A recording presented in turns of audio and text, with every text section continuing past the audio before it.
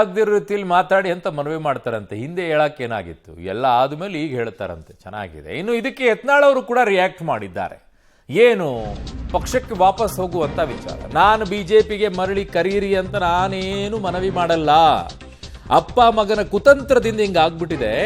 ಇದರಲ್ಲಿ ಪಕ್ಷದ ಮತ್ತು ಹೈಕಮಾಂಡ್ ಏನೂ ತಪ್ಪಿಲ್ಲ. ಎಲ್ಲರೂ ತಾಳ್ಮೆಯಿಂದಿರಬೇಕು. ಒಳ್ಳೆ ಕಾಲ ಬರುತ್ತೆ.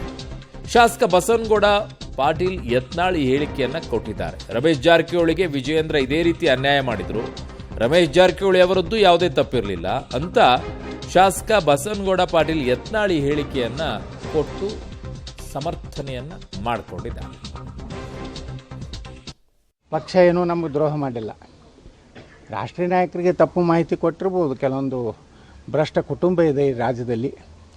ಅದು ಕಿತ್ತು ಹೋಗುವ ತನಕ ರಾಜ್ಯದ ಬಿ ಜೆ ಪಿಯಲ್ಲಿ ಯಾರೂ ಬೆಳೀಲಿಕ್ಕೆ ಸಾಧ್ಯ ಇಲ್ಲ.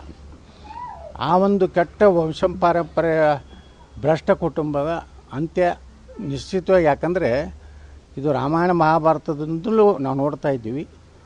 ದುಷ್ಟರಿಗೆ ಯಾವಾಗಲೂ ಅಂತ್ಯ ಇದ್ದೇ ಇರ್ತದೆ. ಅದ್ರ ವೈಭವದಿಂದ ಕೆಲವೊಂದು ವರ್ಷ ಬೆಳೀತಾರೆ. ಇವಾಗ ದುರ್ಯೋಧನನು ಪಾಂಡವ್ರನ್ನೆಲ್ಲ ಹೊರಗೆ ಹಾಕಿ ಅವನು 10-11 ವರ್ಷ ರಾಜ್ಯಭಾರ ಮಾಡ್ದ, ಎಲ್ಲನೂ ಮಜಾ ಮಾಡ್ದ. ಅದೇ ರೀತಿ ರಾಮಾಯಣದಲ್ಲಿಯೂ ದುಷ್ಟಶಕ್ತಿಗಳು ಎಷ್ಟೋ ದಿವಸ ನಡೀತು. ಕೊನೆಗೆ ರಾಮನಿಗೆ ಜಯ ಆಯಿತು, ಪಾಂಡವರಿಗೆ ಜಯ ಆಯಿತು. ಇತಿಹಾಸ ಎಂಥ ದುಷ್ಟರಿಗೂ ಸಮಯ ಇರ್ತದೆ. ಇವತ್ತು ಅವ್ರು ಹೇಳ್ಬೋದು ಯತ್ನಾಳ್ ಫ್ರೀ ಆಗಿದ್ದಾನೆ, ಏನೋ ಹಗುರವಾಗಿ ಮಾತಾಡಿರ್ಬೋದು.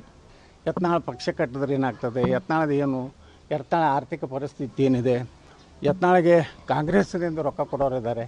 ನಾ ಏನು ಮಾಡ್ತೀನಿ, ನನ್ನ ನಿರ್ಣಯ ನನಗೆ ಬಿಟ್ಟಿದ್ದು. ನನ್ನನ್ನು ಒಯ್ದು ಬಂಗಾರಪ್ಪನವ್ರಿಗೆ ಜೋಡಿಸ್ಬೇಡಿ, ಯಡಿಯೂರಪ್ಪಗೆ ಜೋಡಿಸ್ಬೇಡಿ.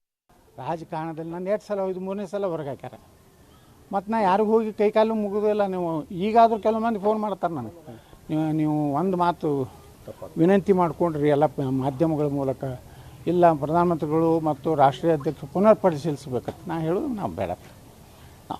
ನಾನು ಅಯೋಗ್ಯ ಅಂತ ಹೇಳಿ ಅವರೇ ಸರ್ವೆ ಮಾಡ್ಯಾರ ಅಂತ ಹೇಳಿದ್ರೆ ನೀವು ಮಾಧ್ಯಮ, ಆ ಸರ್ವೆ ಪ್ರಕಾರ ನಾನು ಅಯೋಗ್ಯ ಇದ್ದಂದ್ರೆ ಬಿಟ್ಬಿಡ್ಲಿ, ನಾವು ಆರಾಮಿರ್ತೇನೆ. ನನಗೆ ನಂದೇ ಆದಂಥ ಒಂದು ಜಗತ್ತು ಕಟ್ಟಿ. ಪಾಂಡವರು ಕೌರವರ ಬಗ್ಗೆ ಹೋಲಿಕೆಯನ್ನ ಮಾಡಿದ್ರು ಮೊನ್ನೆ ಯತ್ನಾಳ್ ಅವರೇ. ಪಾಂಡವರ ಜೊತೆ ಕೃಷ್ಣ ನಿಂತಿದ್ದ, ನಿಮ್ಮ ಜೊತೆಗೆ ಯಾರಿದ್ದಾರೆ?